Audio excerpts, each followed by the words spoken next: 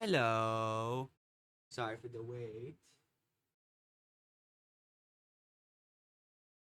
Sorry for the wait. I had to do some stuff for client. I guess technically. I guess technically. Uh, Working with someone. That's it. Music stuff. Okay. Don't worry about it. Don't worry about it. Shut up. Don't worry about it. Fuck you. Don't worry about it. Also, I'm gonna insult you so I can mark down the time. No one likes you. I fucked your mom. Um, uh, you stink. Um, uh, this is why your dad left. Um, thank you for the follow, Lord Gamers, 73G. I'm still insulting, the general audience, not you specifically. No, you're fine. You're fine. You're fine. If you follow, you're fine. But if not, you're stupid. I fucked your mom. No one likes you. Go fuck yourself. Uh, 55. Okay, hello. I marked down the time for the timeline. Uh, VODs, don't go back to see whatever I was saying. That's not for you. That's for the people who are watching and not following. Anyway, wait, why didn't I get a follow notification? It's supposed to be a notification sound. Fresh. Maybe that fixes it?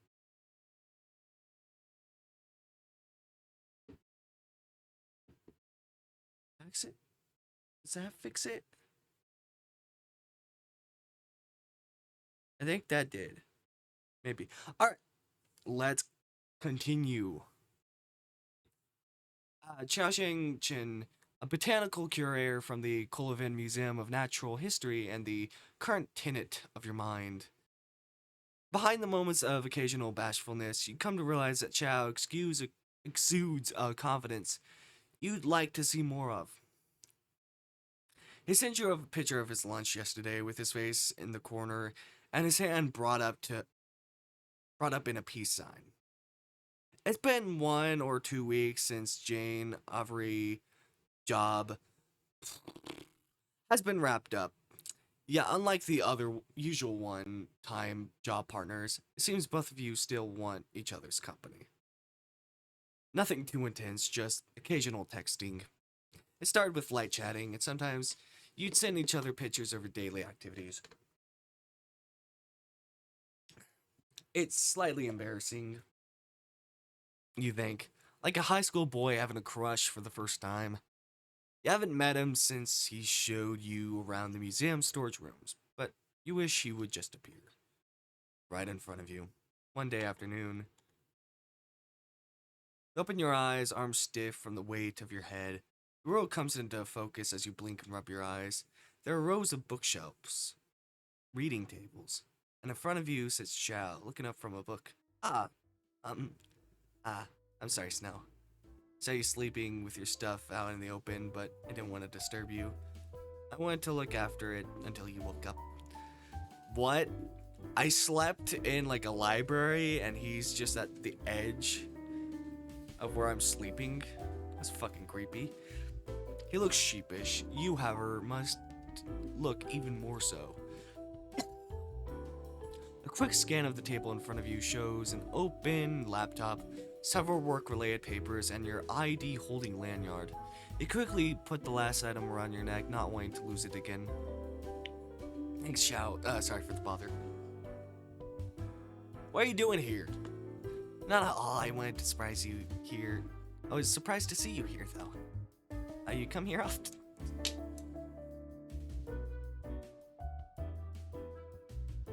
Ciao.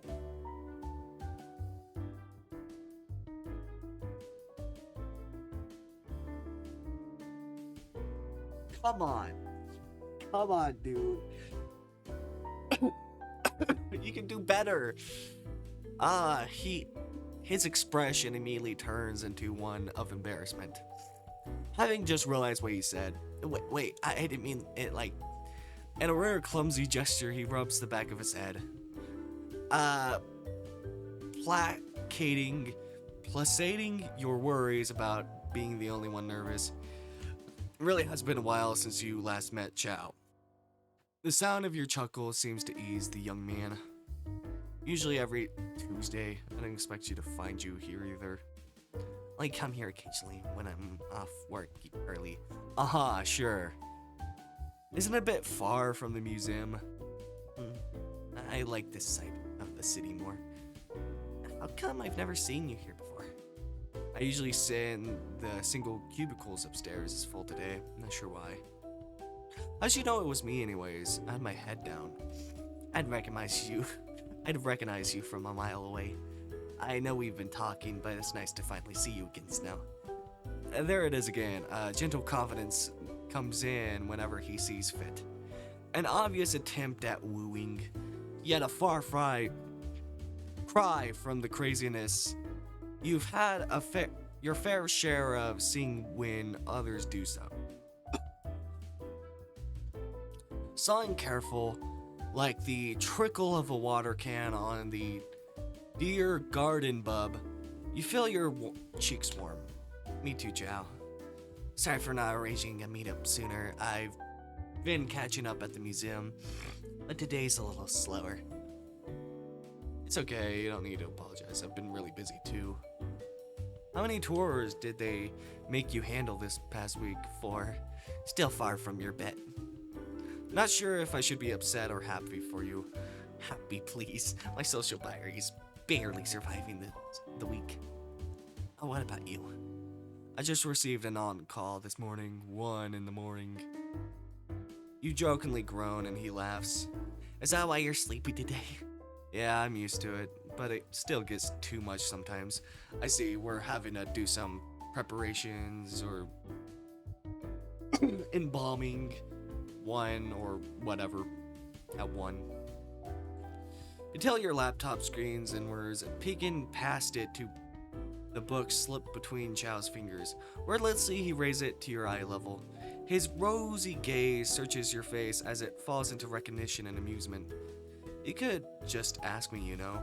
Chow smiles at the book cover. An aged beige type of embalmer's handbook, basic anatomy, emblazoned in deep mahogany across it. Consider it preparatory reading for Mr. Snow's class. Oh, since when do I have classes? Just now, when you offered to answer all my questions. You roll your eyes affectionately and his smile widens. But seriously, are you interested in embalming? I am. Whenever I'm here on break, I like to read books on random topics. Since my time at the funeral home and with you, I've got a new perspective on a lot of things. Really? Like what? Like preservation as a form of love? I mean, that's what I do for my job too, but it's definitely different from what you do. You get to know someone, care for them, and you want to keep what you can of them, even beyond the grave. I know your job is much more than embalming, but that's the most exciting part for me. It's like people want to buy time, no? I feel like the deceased is still alive, even just for a few days longer. Words hang in the air. Your job has many ways to look at it: scary, respectable, sacred, tedious, mechanical. You too have experienced all those at least once in your career. But you've always liked the more tender views of it. Beneath your scalpel and above the cool trays lies an illusion of a life you're trying to keep, even for a minute longer. Sorry if it was offensive. No, not at all. Sorry, I was thinking. I'm honored. You have a good understanding of what I do. But you're wrong about one thing. Say it kindly. Wanting to share rather than correct. Chow raises an inquisitive eyebrow. You get to know someone, care for them, and you want to keep what you can of them beyond the grave. I don't actually know the people I am, and they don't know me. Which is normal, of course, but there's a dissonance I think only people like me experience. I do all these procedures, I know their tattoos, scars, and everything. I'm quite literally sending off to be buried or cremated. You think of the amount of times you've become lost in the thought in the morgue.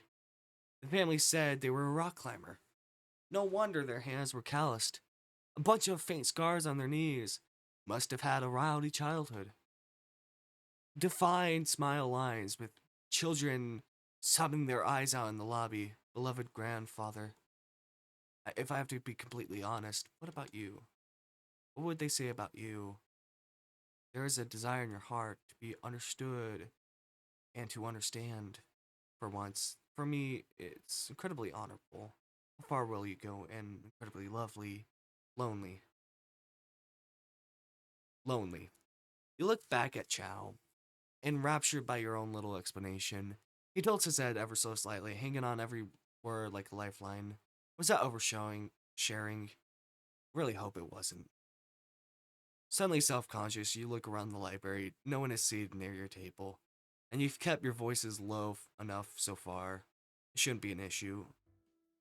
Did we tell him about our feelings, or was it just the things that we said? They're not the thought bubbles, which I'm thinking they are.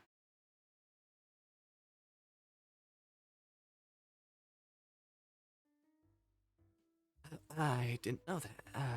Thank you for telling me. I'll be thinking about it. A wave of relief washes over you. Your words seem to make a good impression on him. In an obvious gesture, he scoots away. He scoots his book away from him. You're way more entertaining than this book. You find yourself scoffing in good nature. Well, my class does not include anatomy lessons, so you better pick that up again. He laughs, a sweet sound that swells your pride whenever you earn it. The air lightens immediately. The conversation, though back in its casual state, still leaves you with an ever-growing appreciation for Chow and his intention. In the comfortable silence, both of you seem to notice that you've absolutely not touched your files since you woke up. Are you gonna work again? No, I'm beat. What are you doing after this? Nothing. But since you're here, there's this souvenir store up north. It has a photo booth. Want to check it out together? Yes. I was already mentally preparing for you if you say no. Come to think of it, it is pretty sudden. We have work tomorrow. Your words rise and fall in a teasing tone. He plays along, shoulders dropping in a super expressive manner. Another new Chow expression unlocked, you think warmly. Okay, so I guess I'll go alone. But, since you asked really nicely, let's go. A small laugh escapes the two of you. Then, should we go now? It's nearly sunset. He turns his book as you gather your belongings. Return, however. Together, you step outside. Pinkish streaks sear the sky. Streaks.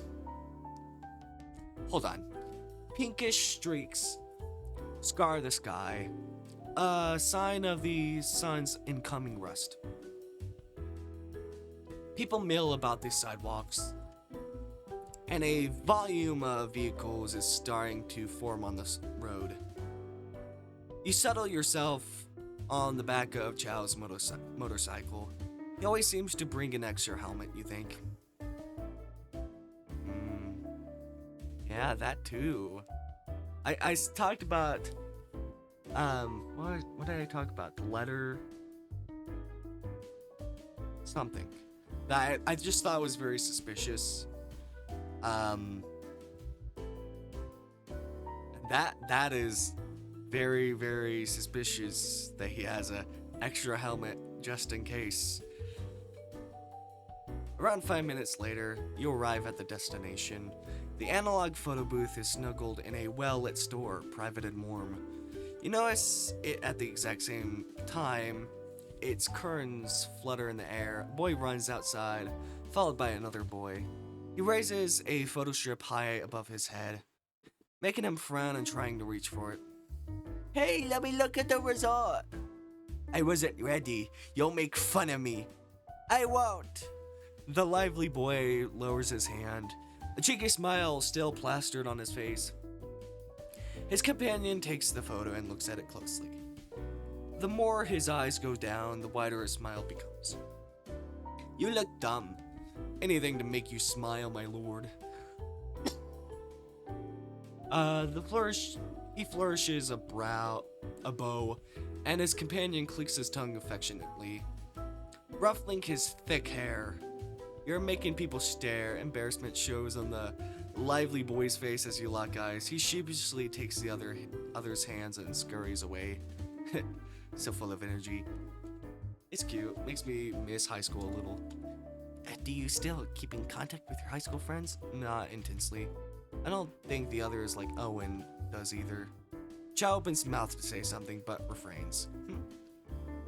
Nothing. We should get the tokens first. What? What about? What? I know what you think of Owen. Or I don't know what you think of Owen, but something about... You were gonna say something about Owen.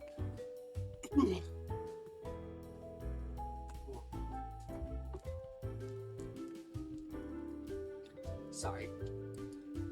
Not wanting to linger at the entrance too long, you purchase a token from the cashier and head straight to the booth.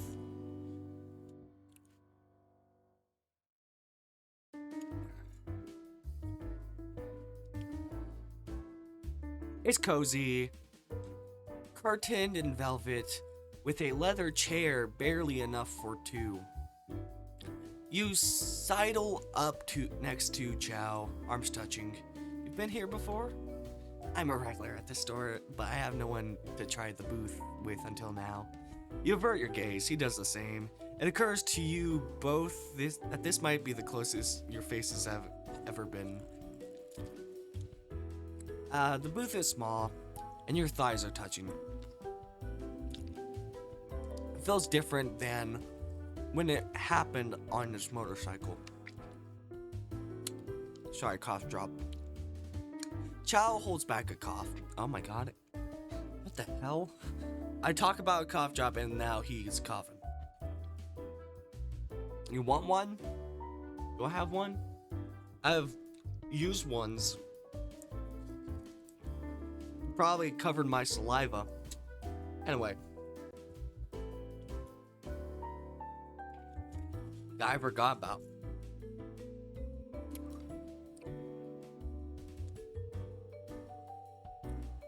I'll start it.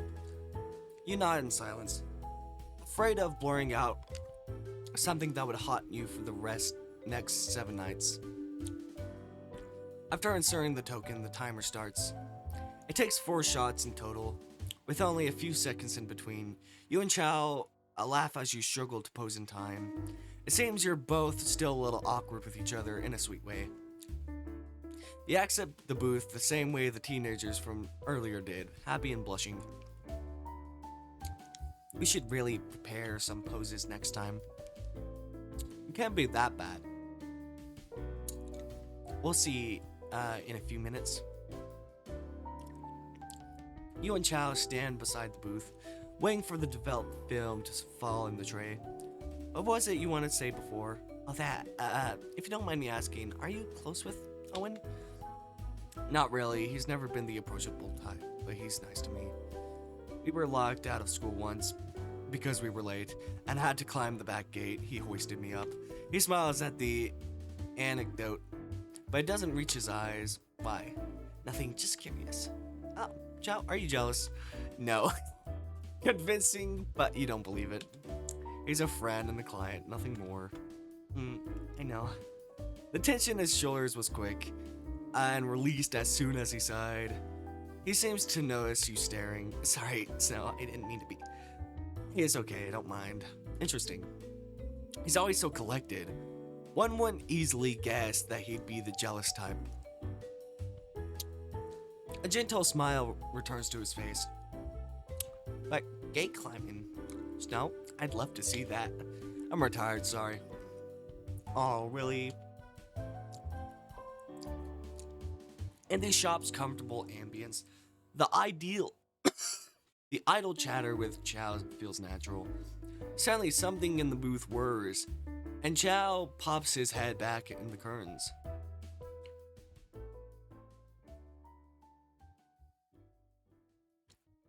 Guess that's meant to be me, but it's not showing anything. He pulling out, he produces a single strip of 4 black-white photos. He holds it up, and you look from beside him. Cute. Man chuckles in agreement and points to one of the shots. I wasn't made for this one, I was laughing.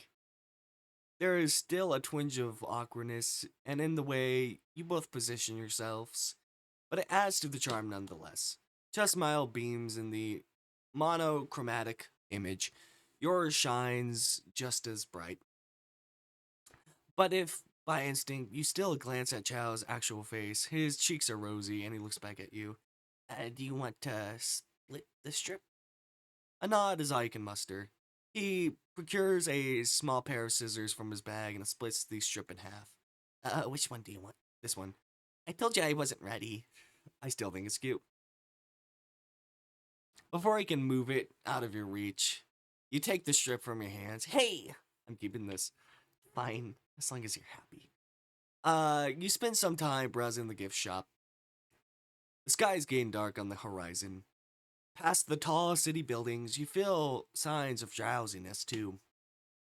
I'm kind of feeling that right now. Chow takes you home and you bid him goodbye at your apartment door. So I want to make sure everything looks good. So, saying encoding overload.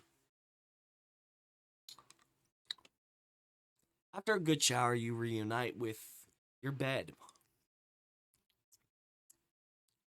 You fall into a happy dream. You can't remember what it is, though. The next morning, you don't have pinning work today, and you stretch. Sorry. You don't have pinning work today, and you stretch your arms comfortably. The scent of freshly washed bed sheets invites you to stay longer under the blanket. Yesterday's events come back to you. You can see the photo booth strip on your table. The warmth creeps back to your cheeks. Getting to know Chow has been a welcome addition to your day-to-day life. Despite the Colivin Museum being a bit far from your side of the city, it seems Chow does a lot of his activities here. Well, more opportunities to see each other then. As the clock ticks further, you decide to gather the strength to leave the embrace of your bed. You head over to your laptop as the picture re-enters your mind again. There's so much about Chow you don't know yet, and you have the feeling that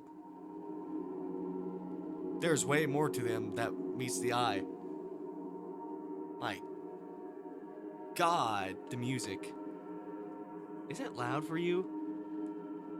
Maybe a little bit? Not really. God damn. Well, obviously, there's more than meets the eye. I rarely use that phrase for the VOD. But I said eyes instead of I.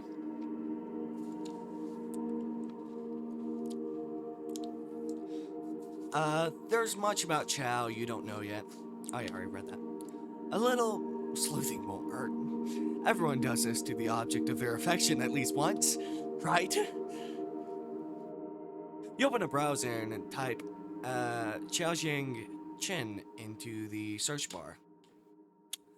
The first articles relate to his job as a botanical curator. Some articles on the Colivin Museum of Natural History's official site mention him and others on various projects. God damn, the music is fucking... Why? Why this music? God. He has a bachelor's degree in biology and took a specialization in botany. A quick delve into the university's academic archives, you find a public version of Chow's published final paper. He wrote a paper on toxicology research, more specifically, phyto phytotoxicology, the study of plant-based toxins and their effects. Unfamiliar with the terms and still a little too drowsy to pay too much attention, you decide to give the lengthy document a quick skim until a familiar image comes into frame. The harsh undertaker, a live one, bloomed and vividly more mottled. Unlike the counterpart you saw a while ago suspended in liquid preservatives, you decide to bookmark the document first.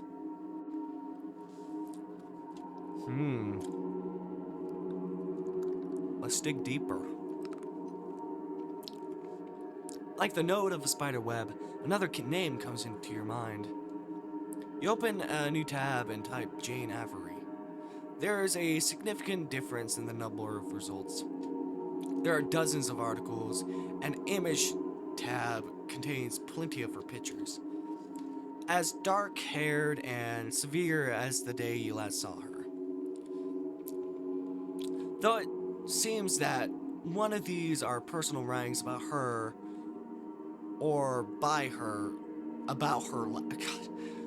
Personal writings by her or about her life. It's mostly professional reports and articles. She was a businesswoman working in trade and the economy. Chow's testimony of her being an enjoyer of art and preservation seems to be true. There are photos of her in museums. Curiosity unsated, you click on the pages at the end of the search browser, hoping to find some more information. Wish comes true. Some obscure forums mention distrusting her and her company, and even question her personal relations. About her son, come to think of it, you don't really know why Owen and Jane were so distant. Such thoughts about your client and friend make you reprimand yourself, but you can't help but silent wondering. Before you know it, you look up Owen too. Nothing much catches your eye. There's a picture of him on a professional network platform. You split the tab in two, pulling up Jane's front-facing photo next to it. A splitting image of raven hair and pale skin, but it's effortless to see where the resemblances end. Where the son has fear in his eyes, the mother has pride. As virulent as the day she laid on your metal bed. Dark eyes, pale skin, and a pink that travels from her lips to blotches on her cheek. You wonder if Owen has a birthmark just like that somewhere too. If he were to lay on the morgue, you'd know it. It's weird. You've always disliked the way your mind travels to dark, blindly waving its hands to find something, anything. There's a quiet ringing in your blood. You take a deep breath and close your laptop. The clock is ticking. It doesn't feel long for the sun to color the sky orange and lavender. You spend your day doing your hobbies, occasionally texting Chow in between. What are you working on? It's a secret. I'll show you soon. You put your phone down and stretch. Outside your window, a diorama comes to your mind. Small vertical specks walk by the sidewalk, and wheeled vehicles streak the gray asphalt roads. Sorry.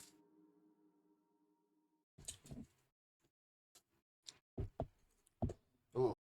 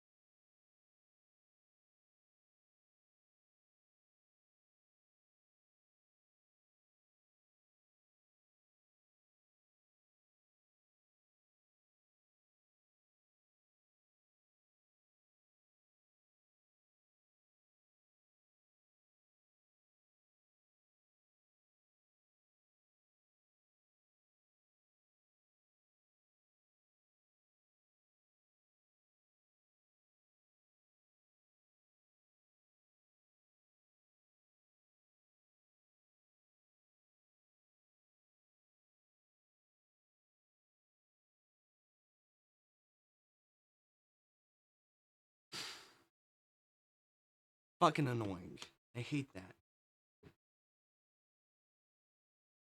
It's fucking annoying. Sorry.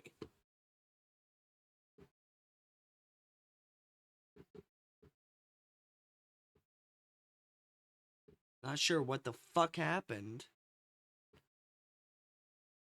I hate when it fucking does that.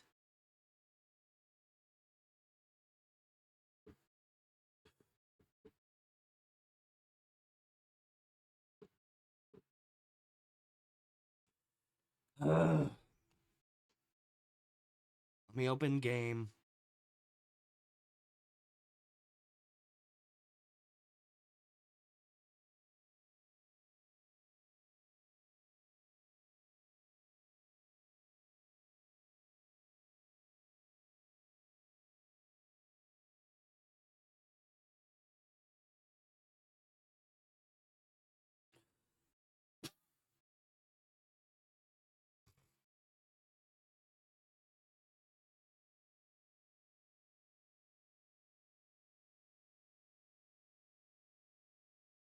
Hello?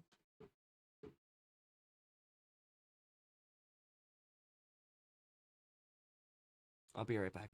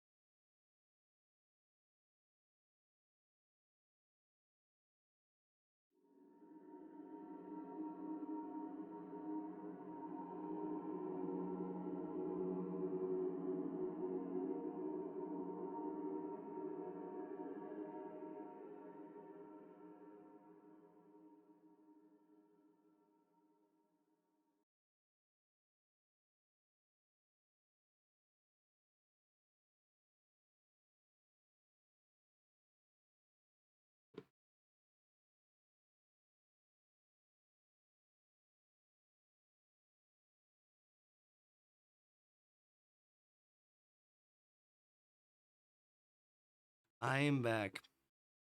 Let's play game.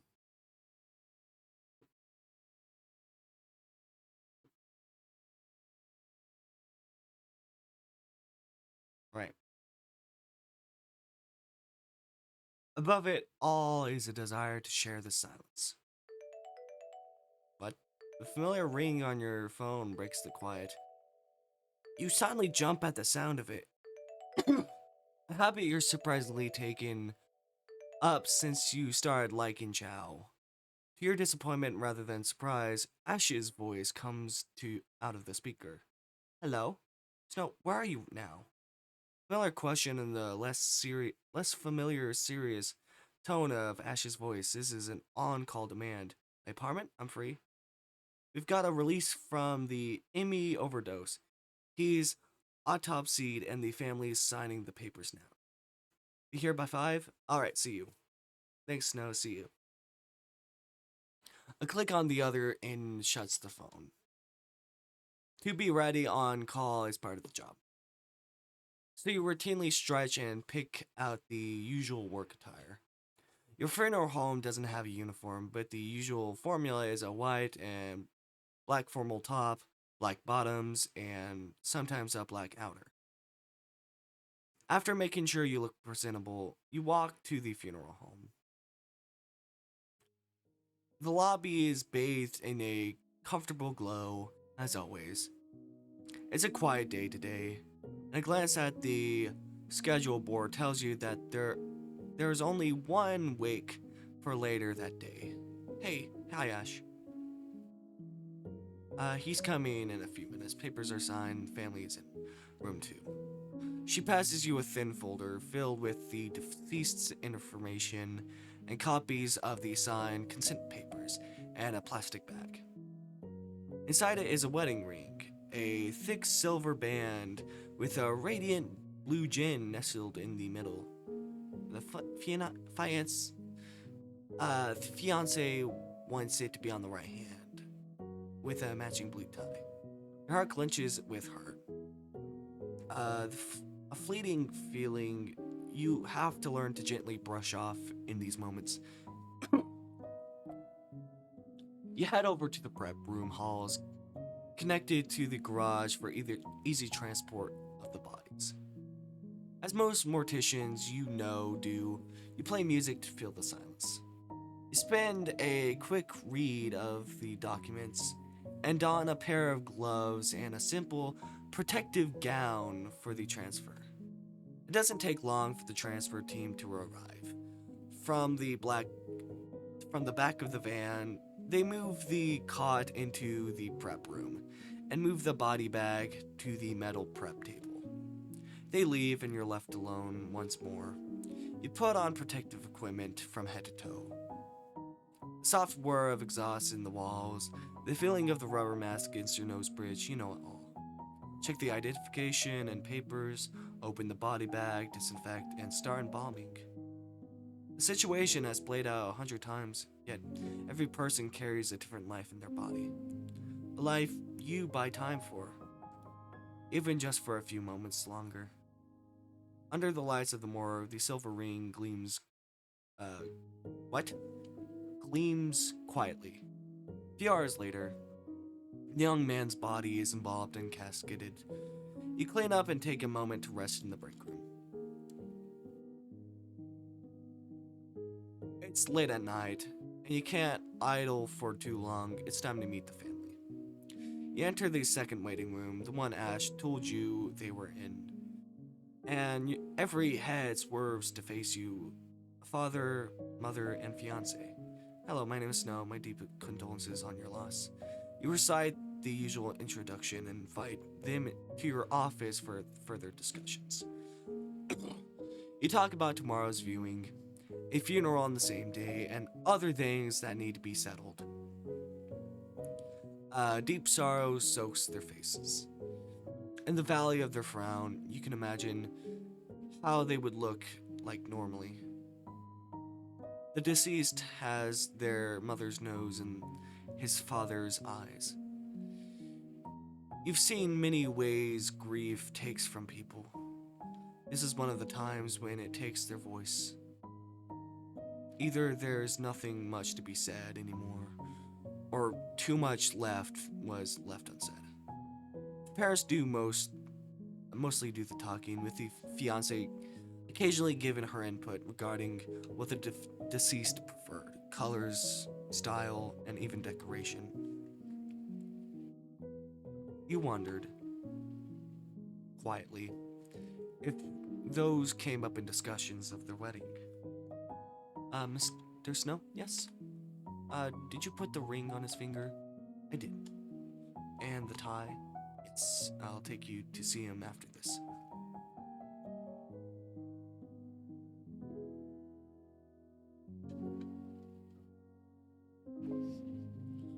She looks down, fists shaking on her knees.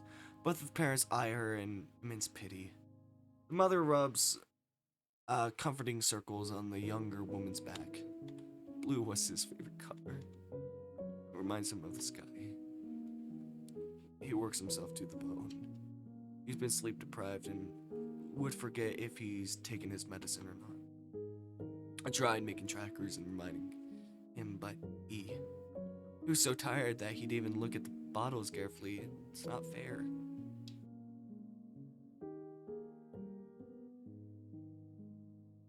He didn't even get to see the ring. It was supposed to be a surprise for each other. There are so many things I didn't get to say. So many. Her fragile voice breaks into agonizing sobs, grabbing the mother's shoulder to cry upon. I'm sorry. Sorry, I didn't get to make him happy enough. The mother chokes back a sob, stroking her hair. The father's jaw tightens, red eyes, holding back immense grief. Even after seeing such an expression countless times. Please don't say that. You knew him better than you were the love of his life. It doesn't get much easier. You look up at the night. Beyond the stark white lights of the morgue, the warm afternoon sky is often darkened without you noticing. Your body shivers a little under the chill. A heavy sigh escapes your lips. No matter how heavy the day was, you always try to make sure to relax before you go back home. Today is no different, and yet you can't shake off the lingering heart. What did it feel like to be loved like that? You lean on the wall near the funeral home door, looking through your notifications. The memory of Chow makes your heart bleed a little. You want to see him again soon. Romantic gestures, rides home, and good company. He's been very sweet to you. While you're sure he knows of your mutual affections, you want to know he's on your mind just as much. You're free this weekend. Can I see you again? You barely exited the chat room with a new notification dings. Yes, of course. The text bubble on the left appear and disappear for a while. A soft smile rests on your features. I can show you our new project tomorrow if you want. Some special sneak peek. I have a viewing tomorrow, maybe the day after. Sure. Then we can have dinner at my place. Yes, I'll drop by in the afternoon when I'm off. Want me to pick you up? No, it's fine. You should focus. I'll text you when I get there tomorrow. See you. A weight has been lifted from your mind. Life goes on, no matter what. Before walking home, you give your phone a last glance. See you soon. See you, Snow. Get home safe.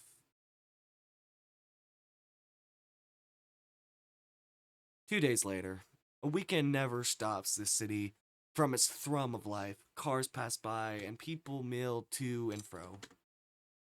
You walk in the towering doors at the Colivin Museum of National History with its marbled floors and sophisticated air. I'm here. High ceilings stretch above you, and the mezzanine offers a peek at glass displays lined in an open hallway facing where you stand. Compared to the last time you were here, you get a chance to inspect the building's classical architecture more.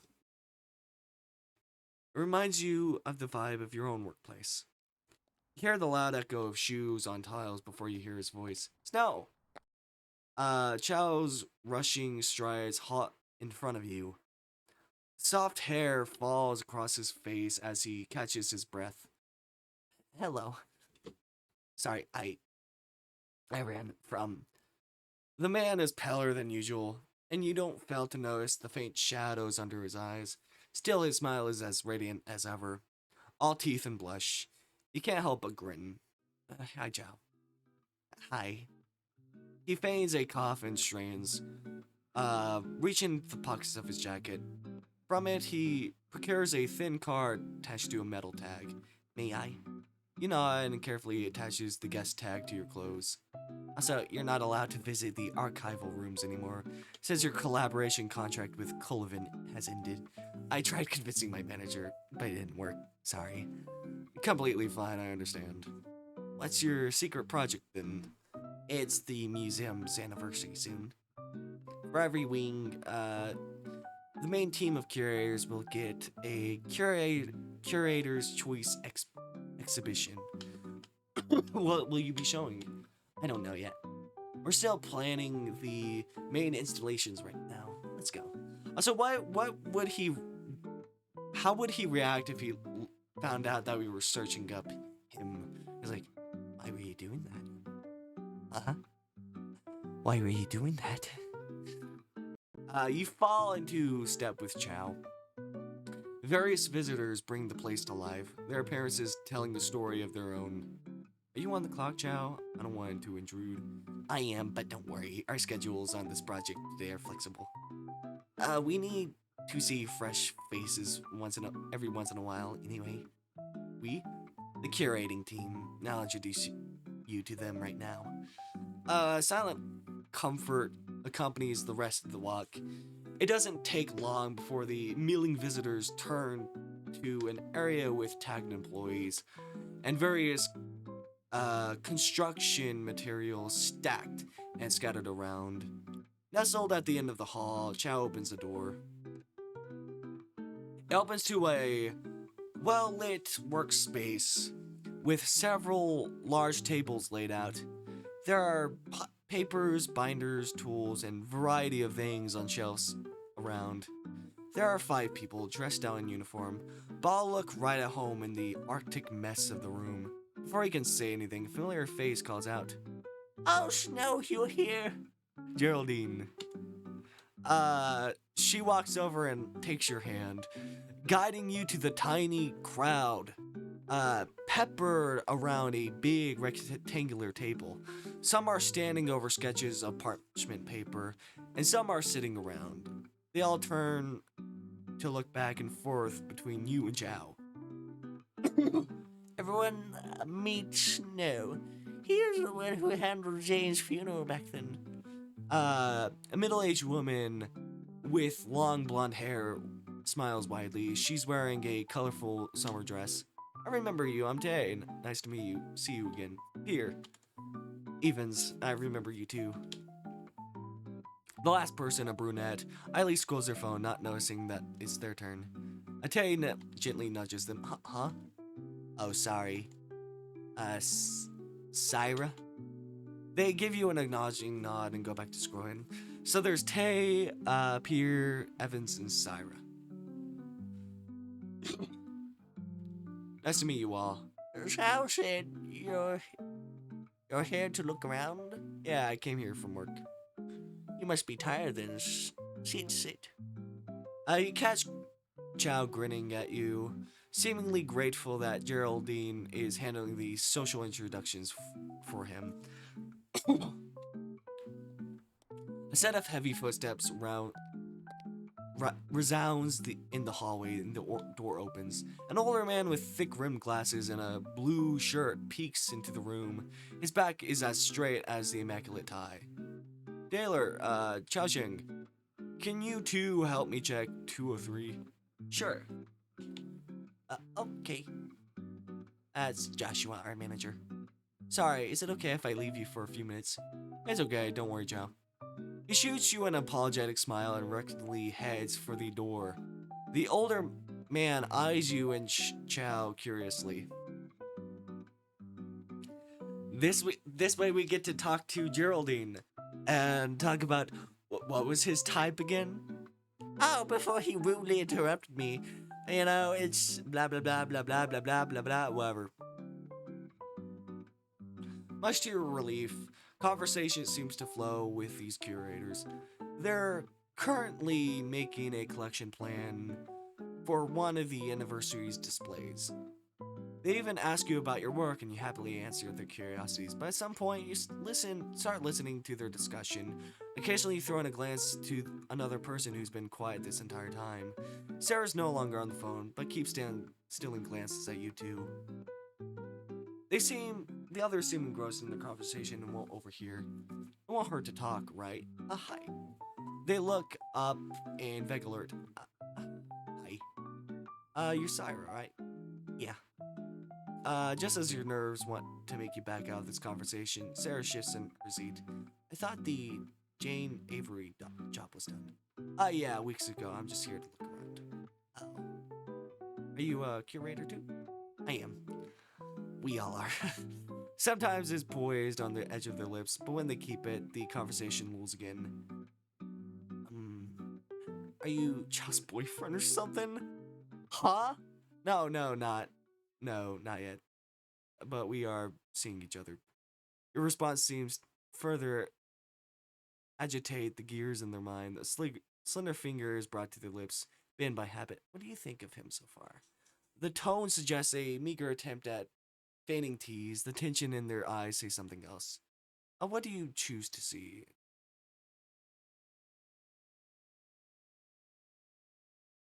I want to tell you something. Jealousy suggests itself in your mind, but your heart says something otherwise.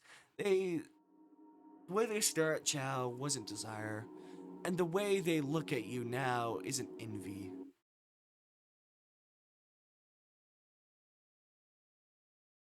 Um, yeah, I don't feel like it's fear. Why? Just very kind, he's sweet, and we have a lot of in common. I haven't known him for that long, though. What do you think about him? The tone is casual, as if trying not to drive away a skittish animal. They slightly release the tension in their shoulders at your curiosity. Not much, I'm not close to him either. But, um, they look at you intently, albeit with a conflicted expression gauging your reaction. Something wants to be spoken. Yeah, just have to react properly. Do you dislike him? They let out a sigh. From a breath both of you were holding. Not sure if it's dislike, more like he's.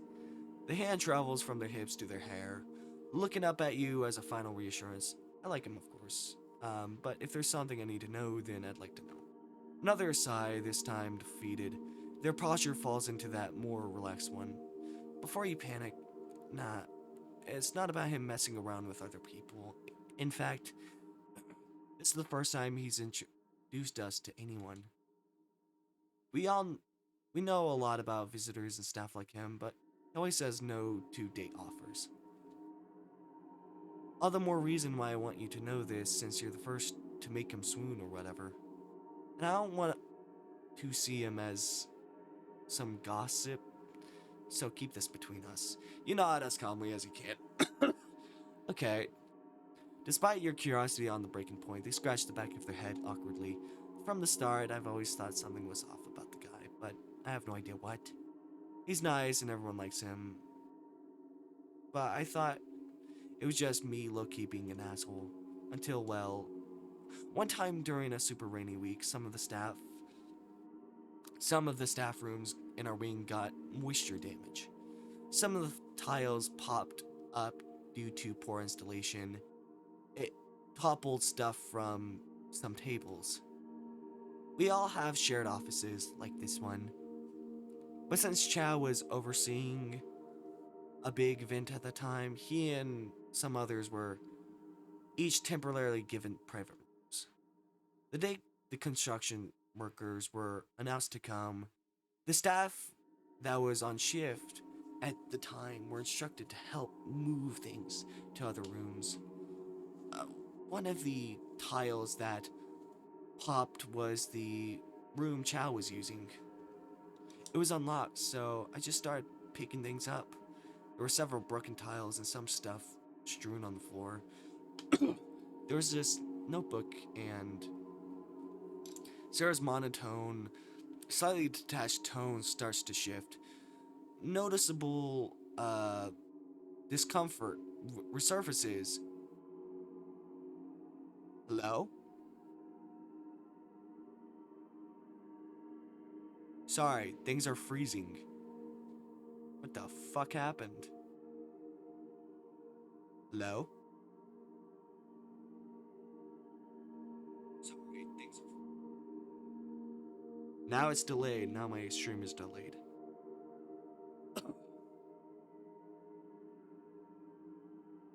Alright, I know this is wrong, but when I opened the book to make sure I wasn't seeing things, I wasn't. There were even notes on various botanical and human anatomies. I don't know if it's some true crime geek shit. Okay, maybe I missed something.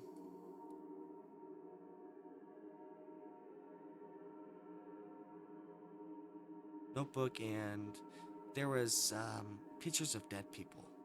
Dead people. What? I know this is wrong, but when I opened the book, make sure I wasn't seeing things, I wasn't. There were even notes on various botanical and human anatomies. I don't even know if it's some true crime geek shit or like some movie screenshots or something. But his face when he saw me, he's probably just mad I went through his stuff. I don't know.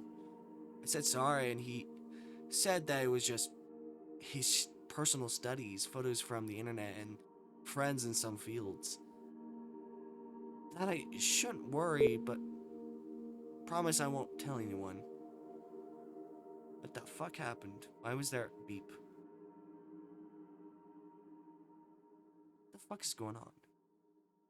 But I think both of us were like freaked out.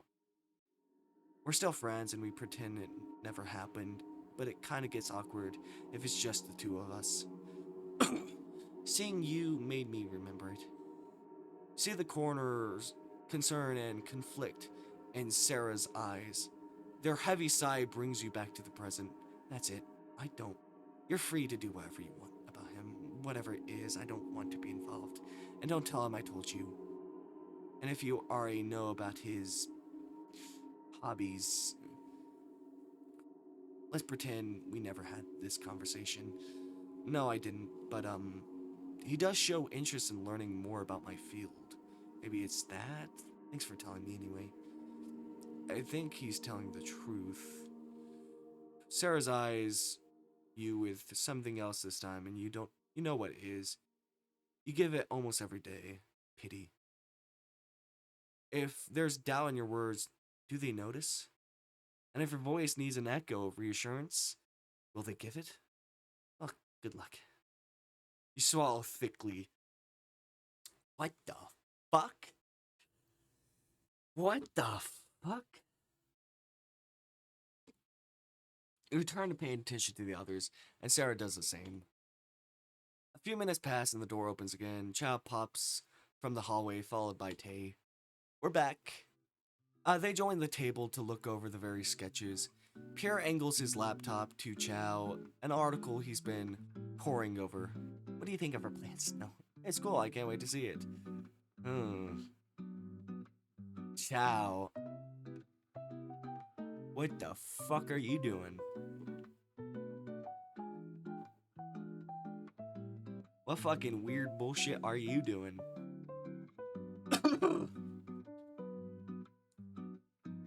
You should come. We curators have our own space too. I look forward to it every year. A child told me about that. What exactly do you show there? Anything, I sung, as it fits on the stand. We can get a little competitive over it. We being him, by the way.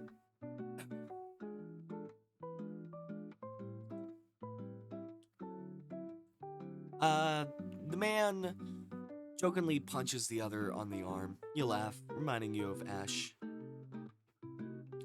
For us, botany wing citizens, we choose to present a botany-related item on our choice, as long as it has a collection value.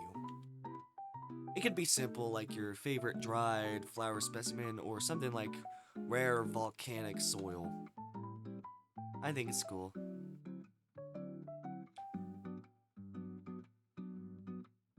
Sarah leans forward to add to the discussion.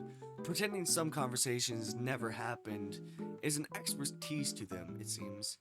You can decorate the displays, make them conceptual, like art installations. The director loves contemporary stuff like that. Visitors and press love it too. You know what you'll be choosing this year, Sarah? Not yet, but I want seeds or fruits. Their expression vaguely softens when talking to Geraldine. Ooh, are you going to for a morphology concept? Nah, personal anecdote. You should try coffee beans, since you drink that stuff every day. Good idea, thanks. The conversation continues. You listen to rapt eticians slowly becoming fond of this little teen and their colorful personalities. Not long after, Chow puts a hand on your shoulder. It's getting late. Do you want to now? Sure, to your place, right? I'll cook you dinner. I brought the ingredients this morning. Probably nothing bad will happen at your place. Nothing bad will happen. Foreshadowing is a literary device. Hold on. Actually, you need to read the definition.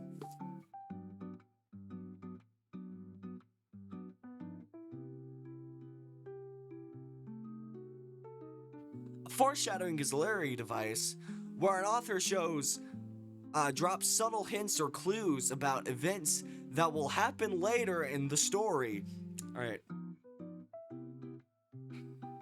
I have no idea if that's what's gonna happen, but, you know, going to a person's place, a yandere's place, or inviting them to your place, something bad is gonna happen. Something really bad is gonna happen. Can't wait. Ah, adorable young love. Have fun, you two. Thanks, Geraldine. Thank you. The rest of the team exchange cheeky smiles with each other. Tay covers her mouth to stifle a giggle.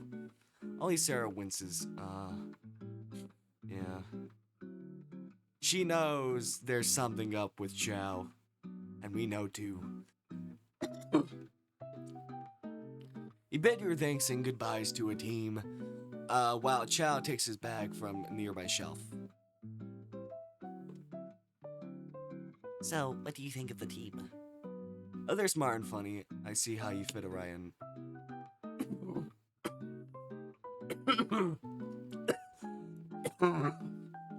Sorry.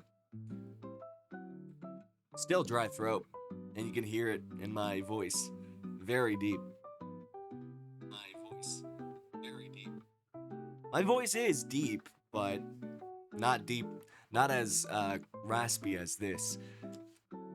Heh, thank you. I'm glad you came. A soft smile graces your fate, despite the wide berth the museum halls give you. Your shoulders are almost touching, comfortable in each other's presence.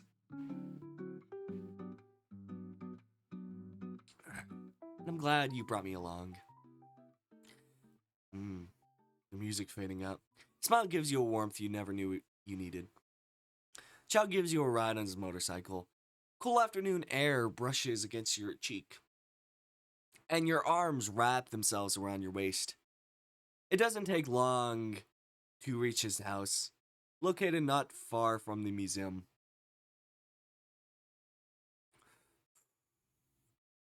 Okay. Lovely. No happy music? Okay, cool. You can put your shoes here and sit in the living room. I'm going to wash my face first. Give me a minute. Sure. Sure, gonna do nothing else. An array of keychains rings loudly as he drops his messenger bag on the sofa. You're starting to like that sound. You sit on the small stool by the door, taking off your shoes while taking in your surroundings. It's a simple house fit for two people. The curtains are drawn. Is that music? That is music. The living room is accentuated by warm, ambient lighting, giving it a relaxing feel. Honestly, I really like this visual novel. Developers, I like it. I really like it. I like Chow, I like everyone. I like the story, I like the idea. What? Fuck you. I'm putting it on S tier. I have a list of visual novels I have on S tier, A tier. I don't have B tier or C tier, but I do have D tier and F tier. This is Loving Decays. Who knows? Maybe it changes due to maybe something in here. Who knows? F tier is Welcome to Your Human. A lot of bugs and lags, and felt like it was rushing a lot. Lover's Enigma, crashing. I got pissed. Maybe I'll play it again, but it crashes a lot and stuff. And this one, Lurking for Love, because one scene in like a retail shop or something. What is that place called? But in a shop, the background is AI. Clearly AI. An early AI image. So, I stopped playing that, and I gave it an F rating.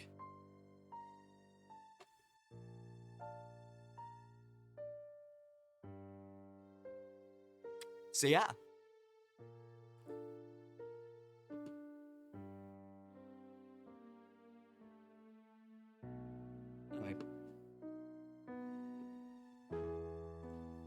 Faint rosy smell dances in the air, coming from 2 bottles of reed diffusers. Some potted plants tastefully decorate the area. You're quite surprised that Chow doesn't have more. A random jacket is strewn on the back of the sofa, and there's a lot of decorations on the flat surfaces, souvenirs, trinkets, statuettes. It's a little cluttered, but still clean and tasteful. You sit on the sofa, observing the various patterns on the pillow covers. Before you could dwell on it, Chow emerges from the bathroom. His face is slightly flushed from several baby hairs stuck on his forehead. It's the most relaxed look you've seen on him so far. He laughs softly, your face is dripping wet. The back of his hand shoots up to wipe his chin, face flushing further. I'm a little excited. I don't get guests often. Really? Yeah, I kind of like keeping my space to myself.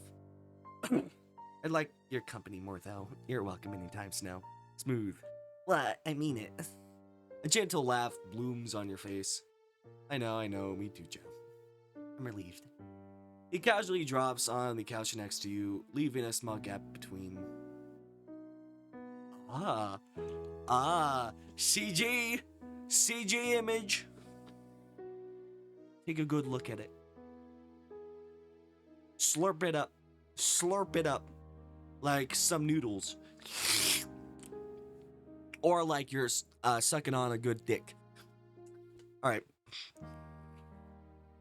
This is the 18 plus Twitch channel on Twitch. And VODs, I'm sorry. I am so sorry. Or maybe fuck you.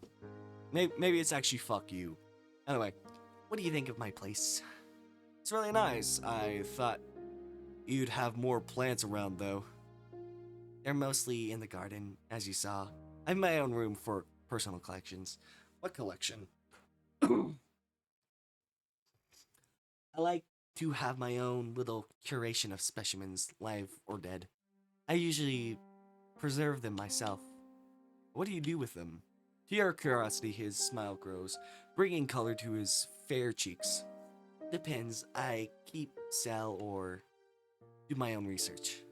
His voice trails at the end, and you almost miss the sign, minuscule tension in his gaze. So do you study them and stuff? Still with a soft smile. Now that doesn't reach his eyes, he measures you with his gaze. I study a lot of different things. Maybe I'll show you one day. I don't think I want that. Or is that an innuendo? Finger guns. Alright. That was fast. It was fast, but you felt it. Something odd in your gut. For a split second, you look at him with an indiscernible expression. He had you with rapt attention, as if wanting to capture your every reaction. It doesn't last long before his usual demeanor returns. Any other things you're curious about? Brush off whatever prior feeling was. The brand of these reed diffusers, they smell amazing. I made them. Mouth makes an O shape and Chow chuckles. He shifts closer to you. What kind of fragrance do you like? This one is nice. Okay, I'll make you that one then. Really, you don't have to. I want to. I'll tell you when it's done. Thank you. No problem. Speaking of, I've always wondered. Yes? That's fucking... What do dead bodies smell like? He says every word carefully, judging your expression. When he realizes you're unfazed, he seems to be pleased. I know, that's a weird question for me. Like, fuck? Why the fuck would you want to know that? It's quite pleasing to you to being able to satiate his questions. There's no exact smell. Fresh bodies can smell differently based on how they passed away, lifestyle, and other factors. I heard they smell sickly sweet. Yeah, and usually there's this undertone of a thick, sweet scent, at least for me. After they're involved, they smell like chemicals. We use other things to lessen it, though. Such as, there's this chemical in embalming fluid called benzaldehyde. We use those as a deodorizing agent. Oh, and sometimes the families of the deceased would hang things over like perfume they used to wear when they were still alive. I see. In its rosary chinks, there's a low light of the room mirrors itself. A reflection of warmth you craze. Sorry. So opposed yet so similar to the cold. A glint of surgical lights on a wedding ring. You think once more about the man you embalmed a few days ago, and his weeping fiancée. Blue was his favorite color. Reminds him of the sky. Chow? What's your favorite color? White. White? Really? What do you think it was? I thought it was pink or green. Because my hair is pink. Yeah, and your favorite jacket is green. You wear black all the time, too. It's a dress code. Yeah. And what's your favorite color? Purple. Elegant. No. No. I don't know why I like purple so much. I know why. Invader Zim. Invader Zim. That is the reason why I like purple.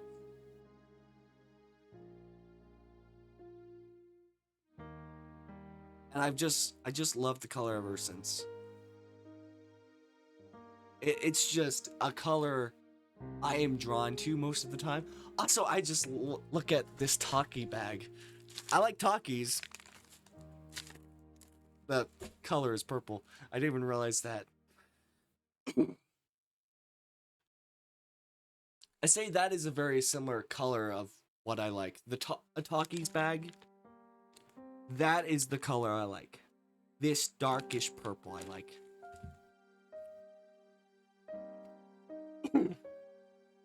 Purple is my favorite color. That is it. But I know it's usually of evilness based on cartoons and stuff, or royalty. Elegant as Susu, my prince. Ah, God. His tone is playful, but your face heats up in an instant. His flirty remarks always come when you least expect it. Why'd you ask? You tell him the events of the week with his fiancée and ring. I can't imagine how she feels.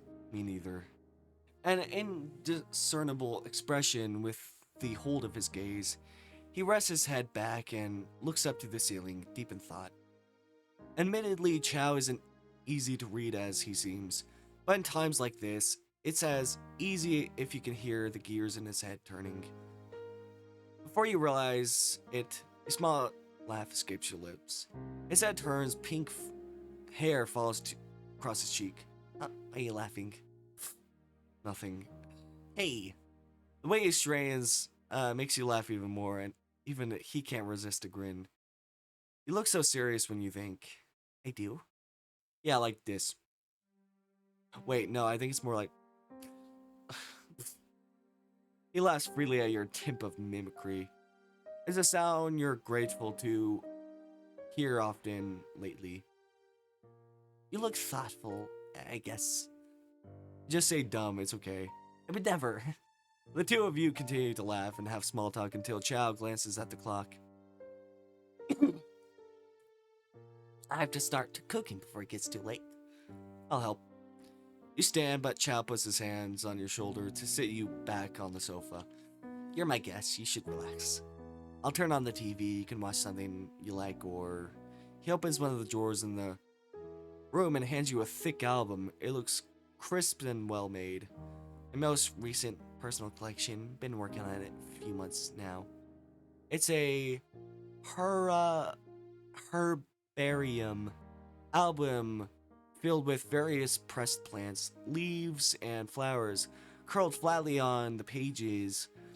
like paintings. In the corners lays a small description, handwritten by Chow. Wow. He beams at your attention. I have more in that drawer. Feel free to see and please open them carefully. You nod dutifully, eyes still fixed on the pages. Footsteps recede with him to the kitchen. Carefully, you turn every page, examining a pale array of organic shapes. You can make out the colors green, red, yellow, and so much more. Chow's handwriting is crisp and consistent. He lists off the plant's name, date, and location of acquisition, and some other things you don't understand. As you reach the end of the filled pages, a familiar blossom appears between your fingers. The Heart's Undertaker, dated a few weeks prior. Its pale petals and dark stem lay like an ink drawing on paper. The only splash of color is faded, but apparent. Natural splatter of pink. Dried and darker than its living counterpart. Reminds you of venous blood. No other entries after that. Curiosity wells in you, urging you to check the drawer for more. It seems that the albums age ever so slightly as the stack goes down. Gently take off the ones at the top and take the album at the very top bottom. It's not old, still sturdy and clean. The album on the cover dates back several years. From it, you open it from the middle, only to find it's a photo album, not a hair album.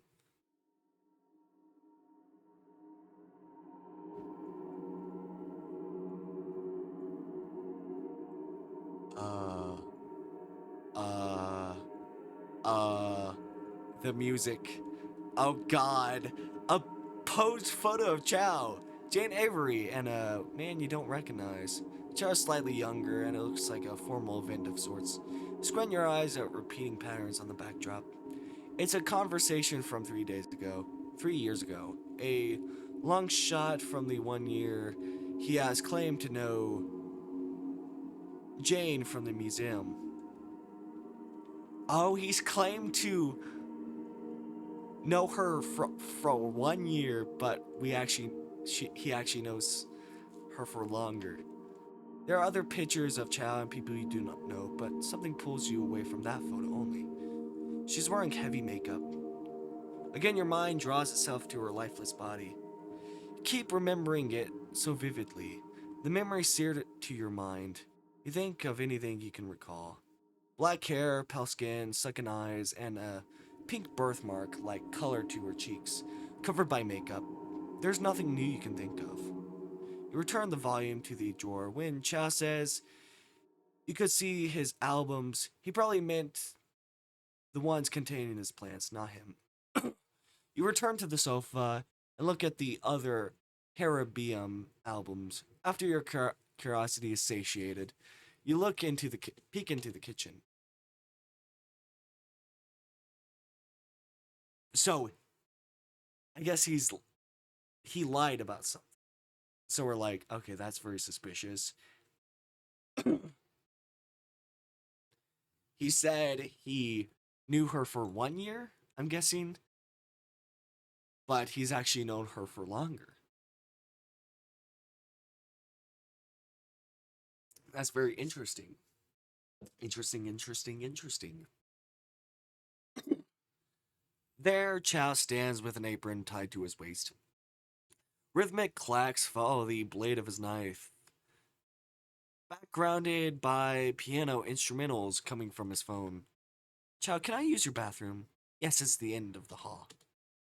Make way to the door. His bathroom is clean and simple. You do your business quickly. Various items on the sink catch your attention as you wash your hands. The soap bottle is cactus shape, and the face wash brand he uses is foreign. You can't help but look at the other things too. Familiar bottle of body soap catches your eye. The signature bottle shape and smell. It's the same brand and variant you use. Huh, very weird coincidence. What a weird coinkydink.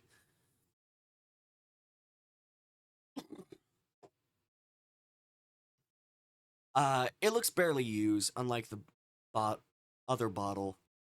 That one must be his daily soap. Oh, his shampoo is a 2-in-1. Let's just go back. You exit the bathroom and notice the door next to it. You didn't realize before. It's the same color as the other doors in his house, but upon closer inspection, you notice how it's made of different material, similar to something that would be found in a lab, hospital, or morgue. It also has a key scanner. Still wondering, you head straight for the kitchen. Can I watch you cook? Oh, come in.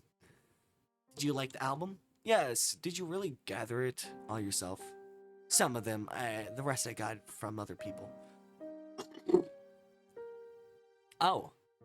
You lean on the empty counter, observing Chow's cooking.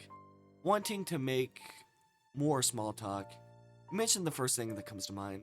What's the door next to the restroom? Chow's hand pauses for the slight second before resuming. He smiles only a little. That's a secret. If you want to see it, you have to ask the right questions. The right question? Yes, I'll be waiting for you to figure it out. Aha, I know. I know what it is. He doesn't elaborate and you're too puzzled to ask. Puzzled and intrigued. This is a challenge. You make a mental note on the right questions. I'm making chicken and vegetable stir fry. Mom says if I ever have someone over, I should cook them this because it'll make me look capable, so I hope I don't disappoint. I know you won't. You talked about family before. Chow's an only child, and his parents live in another city. But they still keep in contact. But that's all he's willing to say. The man moves smoothly to slice another bok choy. Before, you've only seen him in professional settings. The meeting at the cafe, the days at the funeral home, and him basically giving you a tour of his workplace. But this side of him is new, cooking in his house with a serenade, relaxed as ever you've ever seen him before. So I'm sorry, but I accidentally opened your photo album. I closed it immediately, but I figured out I should apologize at least. Apologize. Oh, it's okay, I think I misplaced it. See anything curious? I did, actually. Only saw it for a split second, but I think I saw Miss Jane. You said you known her for a year, but that picture was from years ago. Oh. It's like, you fucking liar, you bitch. You bitch. Fuck you. Fuck you. Chow blinks several times, attention still lingering on the cutting board. You wonder if you've crossed the line. Ah, the one from the conference, right? My bad, I was trying to remember. Yeah, it was a art conference, a few years ago. We didn't know each other back then, but I took the picture because my friend told me to. He knew who she was, but was too embarrassed to be the only one asking for a photo. Uh-huh, uh-huh, uh-huh. Very, very interesting, very, very believable story. Yeah, yeah. It's printed because it's a free photo booth from the event. What was there something more of? What was this something more? Was this something more? Your gut is telling you something, but you want to listen. I think Chow is telling the truth, but not the whole story. You're not non-committedly. Oh, I didn't even...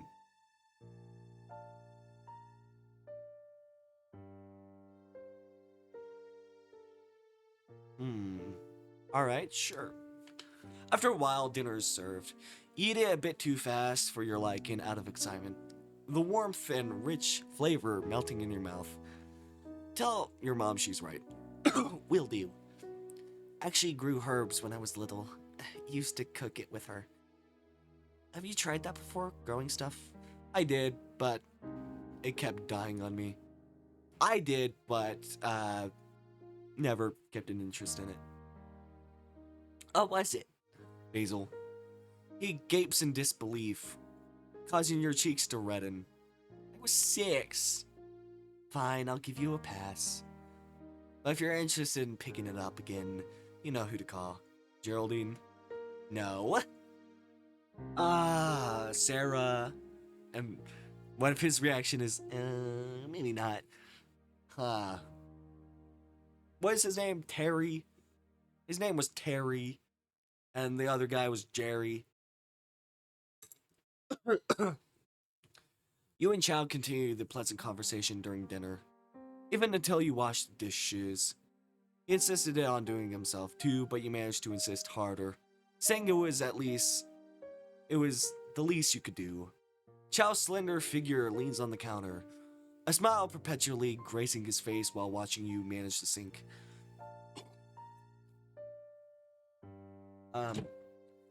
Even with his usual casual demeanor, one can tell he's giddy.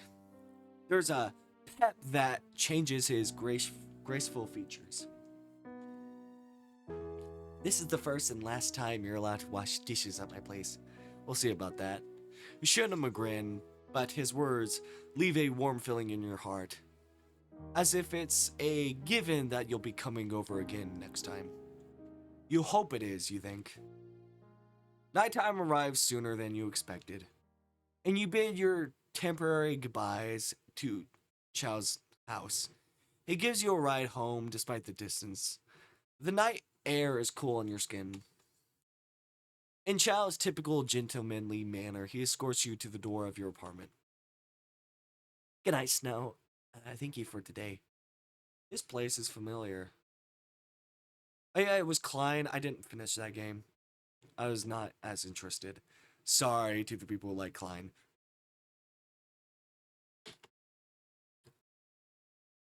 I should be the one thinking you had a lot of fun. Me too. I hope it's not too presentative if I were to call it a date. Of course not. It's a date for me too. Triumphantly, he lets out a cheerful laugh, betraying nothing to the late time of day. I'm glad to see you again, Snow. Despite his word, he shuffles, as if not wanting to leave you yet. You two look at each other in the empty hall. There's an adoration in his eyes. Kiss him! Kiss him! Ugh. Sorry. Kiss him. You cup the side of his cheeks in your palms and gently bring his face to yours. Eyes closed, you feel his hands on your waist. Your lips meet his once, then twice. His grip tightens as you touch his scarf neck. Your hands remain for a heartbeat on his skin before pulling away. No, don't go. His hands land on your waist, keeping them in place. It's painless but firm. Wherever his eyes usually harbor bashful surprise, it's in something you don't recognize.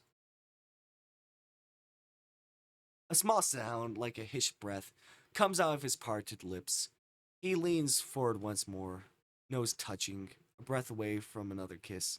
You don't move, wide-eyed. You feel the tremors of his shaking hands still on your waist. His skin is hot. His expression is a cracked mask. In a sickening way, you're enamored by the sight. Chow. Your voice is barely a whisper before you can say anything.